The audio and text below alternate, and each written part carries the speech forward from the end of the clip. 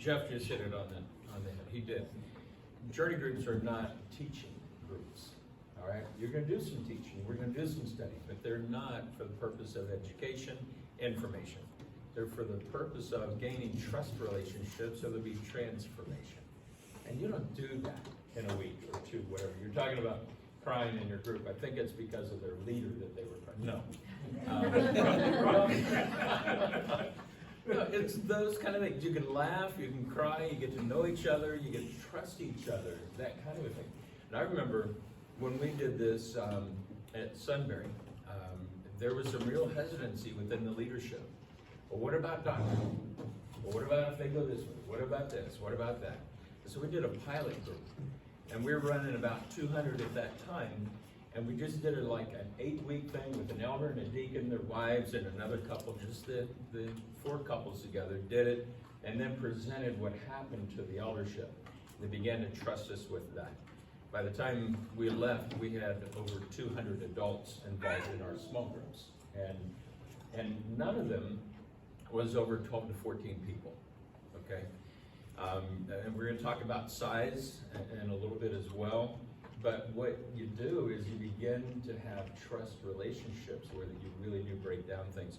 The first group we had outside of that pilot group, we ended up with 2 elders and 2 deacons out of the group a little bit later because they'd grown in the Lord, they'd grown in their relationships, and people within the church began to trust them and be believers. And it wasn't our intent, but my intent as a small group leader, and here we call it journey groups, life groups, all kinds of different names for them, but my intent was every 2 years I would have a new group. And I would choose people that have been new to the church.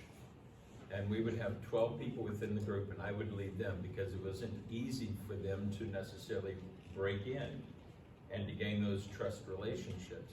I remember the one group I had was with Anita and Cliff.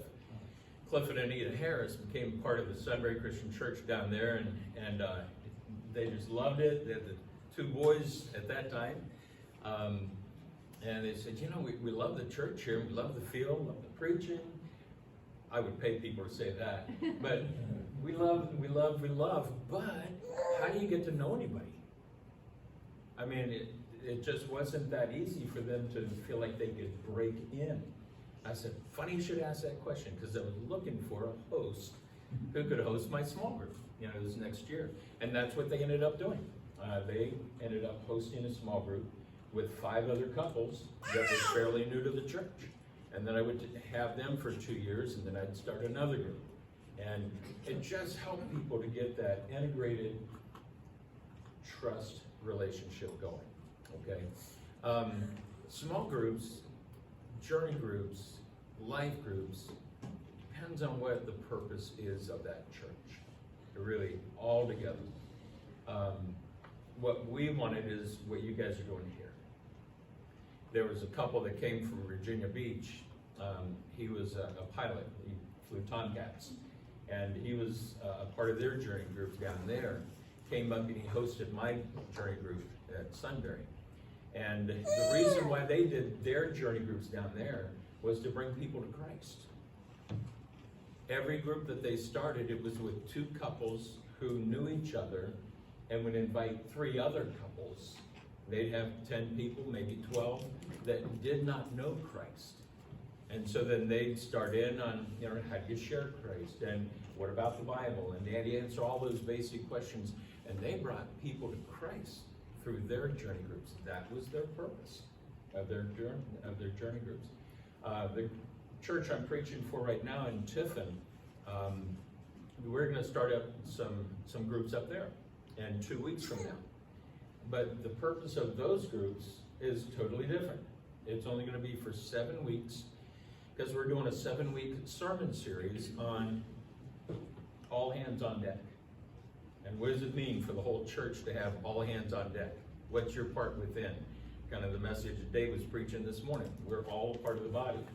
But what they would do with this journey group, with this life group for them, is that they will take the message that was in the morning and they will make that what they'll talk about in their group. And they will find ways to put that into practice for the next 7 days. Okay? So it becomes a very practical kind of a thing for 7 weeks. That's all it is, beginning to end, and get the groups. And your topic is already there because you just preached on it on Sunday morning. And now we're going to put this into practice. How do we do that? So it depends on what church wants to do what with the journey groups, okay? And I just wholeheartedly love what you guys are doing here, what we're doing here. We've been a part of 2 groups and have led one since we've been here. Every one of our groups has been different. Every other week at Patty's, and every week over here at Doug and Betty's, and had a meal every time over here. Didn't have a meal every time. Patty didn't want to cook. I don't understand that. We did different. There were different needs, and within each group, there can be a different purpose within. Okay, but there are several things that we do have in common with those groups to break them down, to make them trust relationships. The larger we grow as Millwood Church of Christ, the more the necessity to have these groups. It really is. My first church was 30 people. All right? 17 people actually lived in the community right there. And the other 13 traveled 45 minutes just to keep the church alive. That was my first church. It was a renovated lawnmower shop. And we began to grow. But when we were that small, we wanted to see a larger context. And so we would get together with other churches, once a month or whatever. But when you're smaller, you need a larger context. When you get larger, you need to break it down so you have relationships. People can hide in a larger church. They can. They can sit and watch and leave and nothing changes. So you got to guard against that. And I think that's the value of these groups, just huge. I want you to do something. I want you to get together with somebody that you really don't know all that well, all right? And then I'll tell you what to do after you do that, okay? Go ahead and swap it out. Not allowed to be with husband or wife, whatever. Yeah, you all know everybody. You're not going to know the answer to this question, though, okay? So get together with somebody other than husband and wife, all right?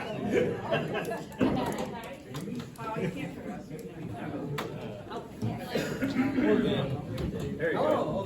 Get together with somebody. I know everybody knows everybody. Related. Together with individuals. Let's see. Zach, you have a friend? I don't have a friend. I'll learn some of that. Oh, he's breaking down.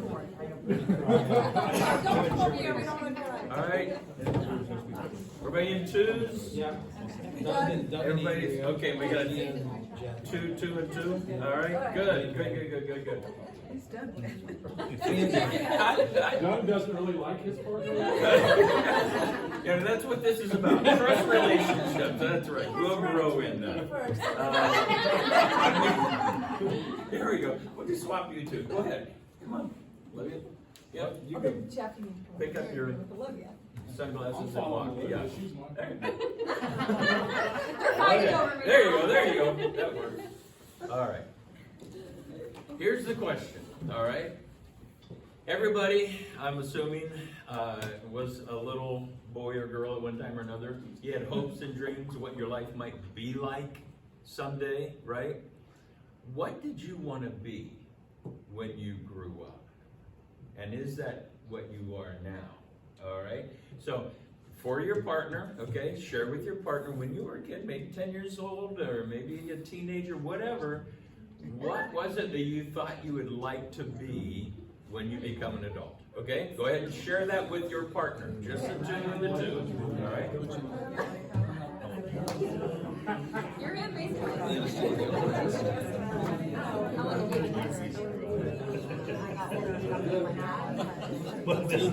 He lost the fame, I lost the money.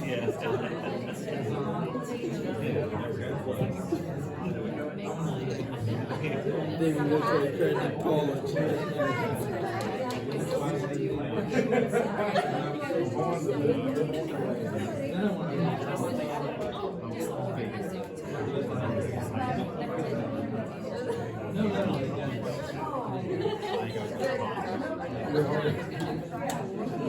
Okay, 15 seconds to finish up. If you haven't seen each other. I guess before it was, Used to put it in 12 minute each time. Just to speak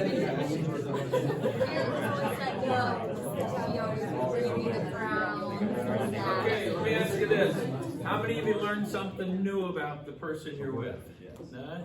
Just about everybody. You learned something new. There's always something new we can learn. We can laugh, we can just share whatever. How many of you would like to share what your partner wanted to be when they grew up? Or you can even tell on yourself if you want to, okay? Well, how many of you thought, well, that was interesting, or what? Go ahead. No, you said how many it's added, so. What's that? What's the question again?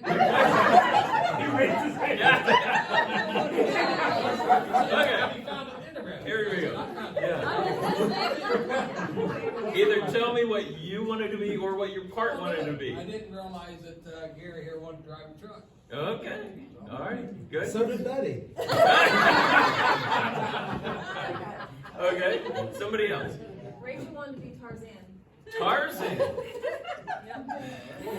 Well, That was really young. that was 2 strikes to begin with, right? Yeah. Okay, Tarzan. Good. Good. And I heard you say, there's nothing wrong with that, right? When you're little, you can be anything you want to be, right? All right. Somebody else? Jeff wanted to be Davy Crockett. Davy Crockett. There you go. as close as anybody's come to their dream. Pretty close. That's right. Anybody else? They wanted to be an Olympic champion. Okay, for what? Didn't make it. In what sport or? Pole vault track and field. All right. Wow. How There's about always that? hope, Dave. Always wanted to be an Olympic pole vaulter. Aren't they normally taller? They usually are, yes. Just so they can bend the pole. Dave wanted And to Tarzan's be a usually the guy, dentist. Rachel. What's that? Dave wanted to be a dentist. Dave wanted to be a And then dentist. he wanted to be a journalist. Journal, who did? Oh, and then a journalist. So from dentist to journalist. No, both at the same time. Oh. Okay. I became a storyteller. All right. Anybody else? Zach wanted to be an anesthesiologist. Anesthesiologist. Okay. Dusty wanted to be a football player. Okay. You want to put people to sleep, though he doesn't preach it. Same job. Oh. Ouch. That's painful. Lydia wanted to be a teacher, but Okay. then she seen Joanne's life and decided not to. Decided not to. All right. Not for me. We all grew out of it, don't we? Sooner or later. Kyle wanted to be a firefighter. Okay. All right. Ernie wanted to be a horse jockey. Okay. And he kind of was, wasn't he? Yeah. I know you trained him. I didn't know you were one. Okay. wanted to be a housewife. All right. It got to be one. Nick wanted to be a pilot, Okay. fighter pilot. Fighter pilot. Ooh. Long story here, but I was one day away from being a fighter pilot instead of a preacher. I was already accepted by the Marines and everything. So, but another story for another day. Yeah. Amy wanted to be a fashion designer. Ah, okay. Look at me now.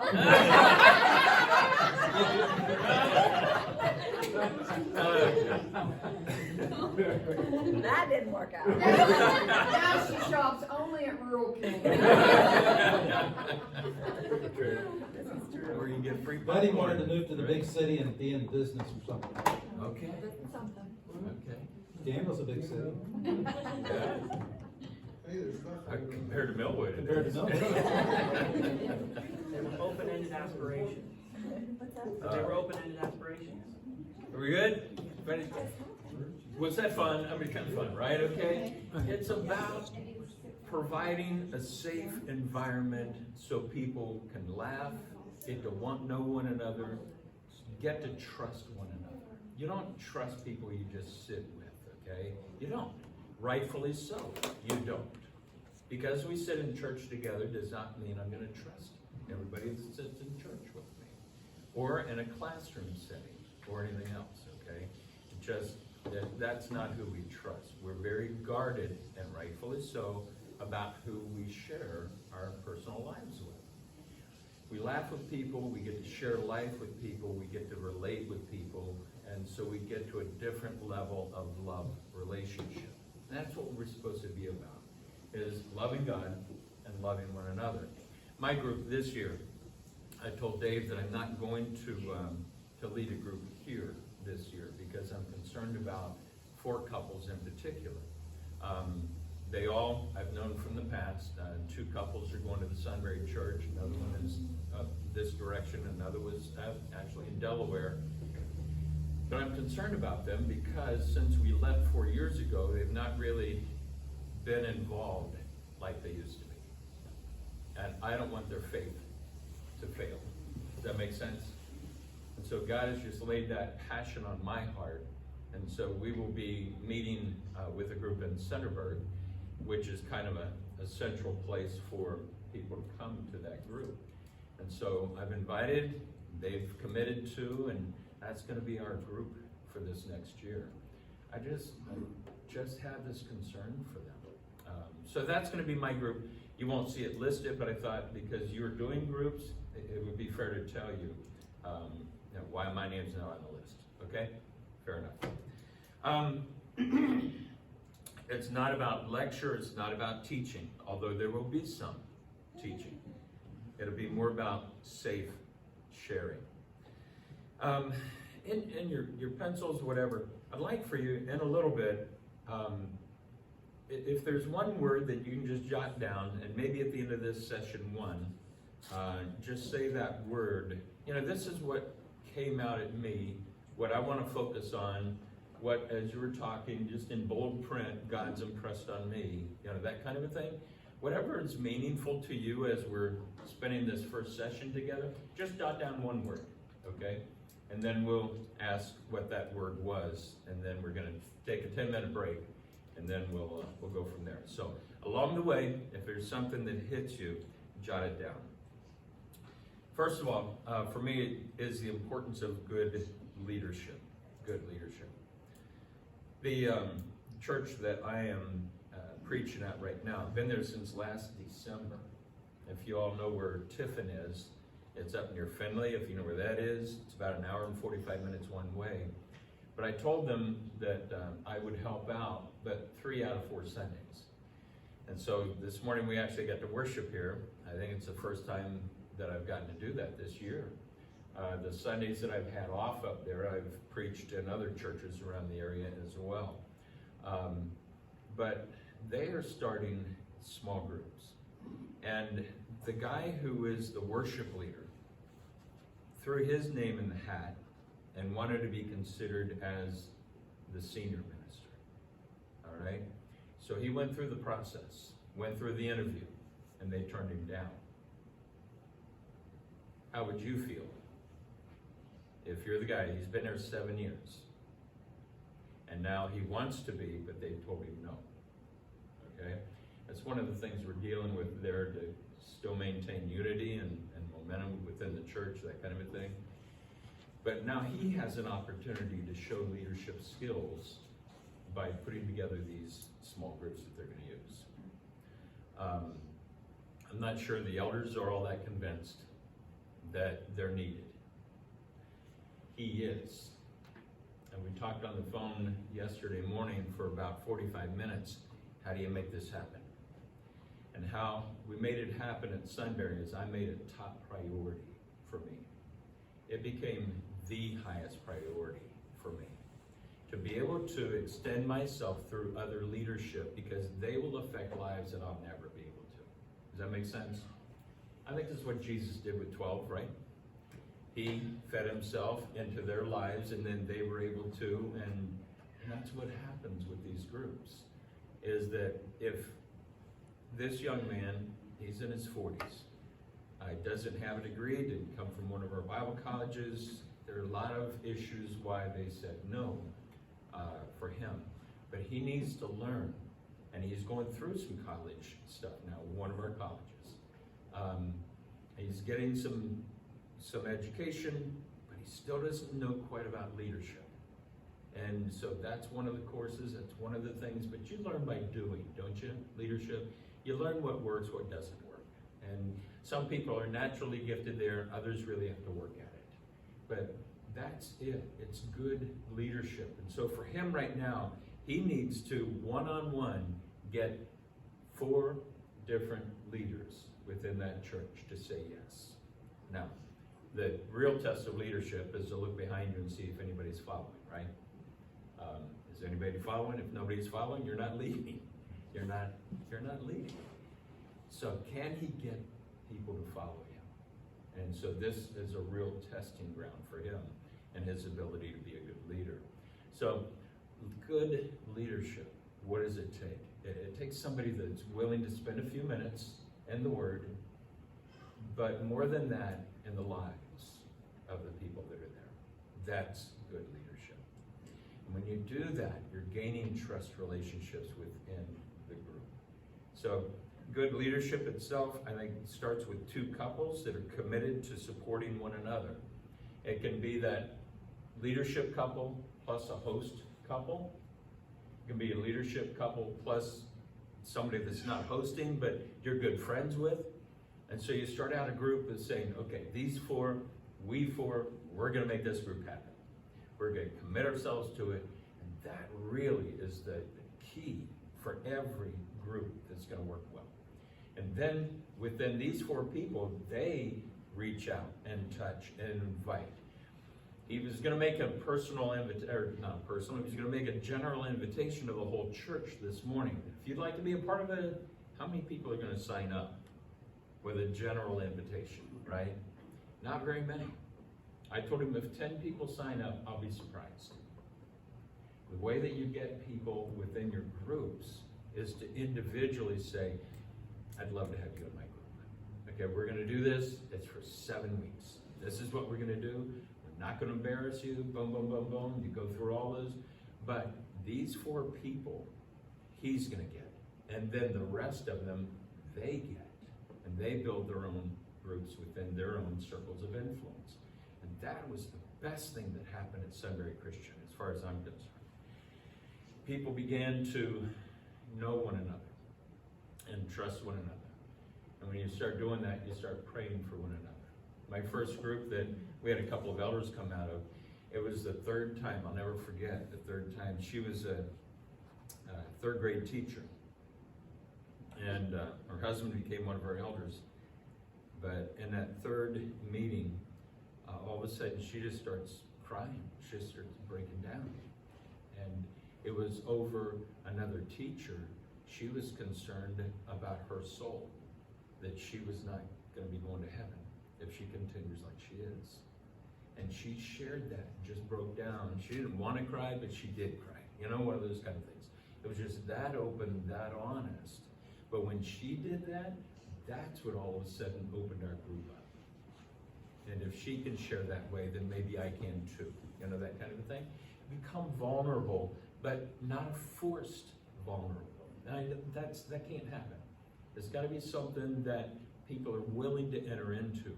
We had another group where one guy, he would come up here, actually, he put in all the wiring at Mount Vernon for their computers and all that kind of a thing. He owns his own company. It's got about 15 guys. But he said, I'll go to a small group, but I'm not going to say anything. And he didn't. For a whole year, he didn't. He wanted to watch. He wanted to listen. He wanted to see if these people really were Christians. And after a year, him and his wife coming, he gave his life to Christ. And he was saved. So different people, different things. You don't force a situation. You make it available. Make it so that they can, if they want to. And there are certain things that you can do that are just safe kind of things. One is to ask, what did you want to be when you grow up? That's pretty safe, right? To be able to share it on a one-to-one, that's pretty safe. Now, if you had to share that with a group you really didn't know, that's no longer safe, okay? So when you break things down, you ask questions that are safe questions to ask, so that people are okay in a smaller kind of setting, then it begins to build trust. That you just can't do that for the whole group right away, all right? We all have certain tendencies. How many of you have taken personality tests? Okay. I love those things. I just think they're fun. I'm gonna be who I am. I don't care what they say I am, but they're gonna be who I am, okay? But we would do those for the church membership as well, and just all the different kinds of personalities. When you're leading a group, there is a tendency that will be pulled out of you. One is you'll either be relational and you'll just want to have fun, okay? Or you'll want to be teacher and you just want to teach, all right? Gary is the teacher, right, Gary? And his wife would try to pull it back to real stuff, right? And real life stuff, okay? I mean, it just, that's a tendency. And I think all of us have a tendency. And if you can, within the two couples, say, keep me honest here, all right? Well, I don't want this to be an all teaching thing. I need this to be a sharing thing, safe, open, sharing thing, okay? When I first started using PowerPoint, I had my secretary tell me how many times I look back at the PowerPoint. I don't want to look at it. I don't want to become a teacher. I want to be a preacher. I want to reach heart to heart, okay? If I look back at that thing too much, they're going to see me as a teacher, all right? So she would keep me honest. Every Monday morning, she would tell me how many times I look back, okay? When I preach, I've had tendency to go on longer than I really should have, okay? Every preacher has that. You know, when I first preached, 20 minutes, the first sermon was 12, right? But I think every time after that, it's 20 minutes, it's been 30, okay? It's just hard to whittle it down because you have so much you want to share. So I will have a guy in the sound booth tell me when it gets to be 25 minutes. Or they'd have a countdown clock for me that nobody else could see, that'd be up in the balcony. And I'd have it start at 28, and I'd know what I've got left. But I have to be accountable for certain things. What I'm suggesting is we all have certain tendencies. And if you have somebody within your group that'll be honest with you, okay? Too much teaching, let's go with, can't be your husband or your wife, okay? Too much of that goes on already. Accountability, and make it that other couple. Hey, let's make sure we're getting plenty of interaction here. So those kind of things you need to watch for. Mike and Debbie Smith were a couple within my group. He taught physics and chemistry at the Big Walnut High School, and then he taught down at Capital University down in Columbus. He taught down there. He would do creation stuff. He was an evolutionist. Here's short story, okay? Grew up in a Lutheran church, wanted to be a Christian scientist. His youth minister told him it couldn't happen. There never was any such thing. The Bible doesn't go along with science at all. When he got to Ohio University, the professors there confirmed what his Lutheran youth minister told him. They don't go together. And then he had a near-death experience, and he started reconsidering everything and honestly considering what about the evidence, and became a creationist out of all of that. Taught youth groups, taught high school kids, he taught adult classes. His mindset was just physics guy, come on, you know? Data, on it, all the time. His wife could care less about that stuff. She was all about people, relationships, stories. How does this work? How does this feel? You know, that kind of thing. So he'd start in on his thing in our small group, and she'd go, Mike, come on, okay? And every once in a while, he'd tell a story, and it would go for 10 minutes. You know, people like that, right? So Mike and I were honest enough with each other, and we could laugh, we could talk, and we got to the point where I could go, hey, Mike. You know, and the whole group would laugh. We all knew, all right? Now, you don't do that the first night, all right? But you need to identify different things that can keep you in that relationship in your group, okay? So I'm suggesting 2 couples to really be the core so that you can talk things through and then influence and bring people in. Does that make sense? I hope. Because it's about relationships. It's unlike anything else. We can eat together, we can listen to sermons and lessons together, but this is life building together. That's really where it is. Let me go through quickly, and then if there's a word or something that kind of spoke to you, and then we're going to take a break here. So the group gets a host that they're very comfortable with, snack person. I can't tell you how nice it is not to worry about who's going to have snacks. And if we didn't have snacks because somebody didn't do it, it wasn't my fault. Woohoo! Okay? As a leader, there's always stuff that's your fault, right? But if it didn't happen, it wasn't me, and now I can be nice about it. Oh, so-and-so, okay? If it was my wife or me, now I got a problem. So have a snack person, have a timekeeper. Have a timekeeper, okay? And we would do that, right, Patty? Okay, got 5 minutes and 10 minutes, especially if you have children, okay? Because parents want to get their kids to bed. They want to know what time the group is going to end.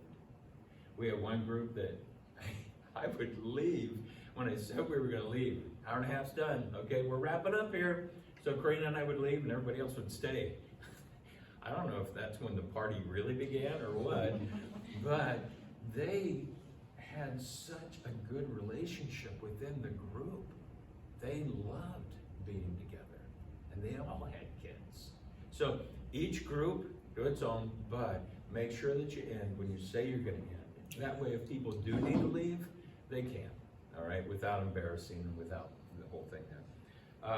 So the snack person, timekeeper, key components of a good journey group. Safe involvement. You want everybody to be involved, but safely. No one wants to be embarrassed. Nobody. Eating breaks down a lot of barriers. Now, whether you want a full meal or a snack or whatever, doesn't really matter. Just so your group is okay with it. Okay? So it's different for each group. Icebreakers. I would always start a group off with an icebreaker. That means something non-threatening that we could each talk about that would, just like today, okay, what did you want to be? It could be, what was your first car? That's non-threatening, right? What was the first car you ever had? What was, just things like that that would break the ice that people could talk about, and it's non-threatening. That allows people to talk and feel safe. I hope that makes sense. Nobody wants to be embarrassed. So those are non-embarrassing questions. And the icebreaker should always be something that's that easy. People don't want to speak. They don't want to read. And they don't want to pray. And some people do. And they're okay with that. But those are the three areas: speaking in front of a group, praying in front of a group, reading in front of a group. It surprised me one time when somebody volunteered to read, but they were a very poor reader, and I never would have guessed it. That's someone that I would have called on and said, hey, would you read this chapter for me? But it would have taken them forever to do it. And I would have embarrassed him and myself and the whole group by doing that. You don't take for granted that somebody is okay with reading or praying or even speaking in the group. Does that make sense? I hope, because you're building trust. And if you embarrass somebody, then that has blown the trust. So you just really don't want to do that. And then the last two things that you always are going to have involved, because it sets us apart from other outside entities and groups, organizations. You're always going to focus on a scripture, and you're always going to have prayer. If we don't have that, then we're nothing more than a Lions Club or whatever else. Okay? But we're always going to have scripture, and we're always going to have prayer. It's not about a teaching session, and it's not about 20 minutes of prayer. And each group different. The group I told you about, Mike and Debbie Smith, I didn't know these people well enough to know if they would want to pray out loud. They were each mature individuals in their own way, but I didn't know if they could pray out loud. So the first couple of times I did the prayer, or I asked somebody else to do the prayer, and then I decided that, you know what we're going to do is just divide up the girls and the guys. And we're going to just have two different rooms, And the guys will share prayer needs, and we'll just pray one for another there, and the girls will do, and I just thought it would be easier rather than the whole group together, okay? Because it's just tough for some people. So we ended up doing that 3 or 4 times, and then one person asked me, you know, we're new to this church. Is there a thing about guys and girls not praying together? And that wasn't it. And I had forgotten to tell them the why behind it, okay? No, we're just doing this so to make it easier for you. So as much as you can explain what you're doing to people, the easier it is for them to adopt it. Make sense, I hope? Okay. Anything that come to mind that just talk about for a little bit? If not, we'll break for 10 minutes. Anything? Just the concept of togetherness. Yeah. Okay. Yeah, and some of the groups that have been, I didn't know anybody in the group, really. And they didn't know anybody. But by the time we were done, that was there. That was there. Yeah. They can become cliques. And every year, I would work hard with our leaders to make sure that they added at least 2 new couples to the group and invited 2 other couples to swap groups, okay? I've heard horror stories about cliques, and then all of a sudden, this clique is speaking against the church leadership or about this or about that. And I mean, it didn't happen because we forced those issues. I talked with the leaders and the why behind it. So the togetherness, you know, it happens, and you build that unity. Yeah, thanks. Anybody else? Hey. One thing you talked about was being in the lives of, if you're a leader, being in the lives of those in your group. Yeah. Just connecting with them at times other than in the meeting. Yeah, good point, good point. Especially with that one other couple to begin with, and we would meet together for lunch or supper before things would happen, just to explain what's going on, my heart, and we could share. But then a little bit later, with other couples as well, other individuals, we could get together, because then all of a sudden it's like, hey, where do you work? And I would do this with all the leadership within the church. I would go to their place of business. As the preacher, I wanted to know where they lived 50 hours a week. And so I'd be at AEP, at a VP's office up there, okay? Or I'd be in the machine shop, and they're with this guy, or I'd be in wherever it was, didn't matter. Because I wanted to get to know this guy. So you get to know people outside your group, they will trust you more when you do that. Yeah. Anybody else? Yes? I think free will. Everybody has their own pace. Oh, yeah. And not to think you have to control the group and make everybody open up. Just everybody has their own agenda and their own pace, and Yeah, good point, good point. You know, one thing that keeps me awake at night is my granddaughters. Because, and this is the reason why, they're not growing up in the same world I grew up in. Oh my goodness. I mean, we had youth group, and we had all kinds of support from families, and my 2 little granddaughters don't have any of that. And I'm thinking, to be able to introduce Christ in ways that I never had to deal with. The influences in their lives right now, and I was awake for an hour last night, just praying for them. Different world. So we're all at a different place, different pace. Yeah, good.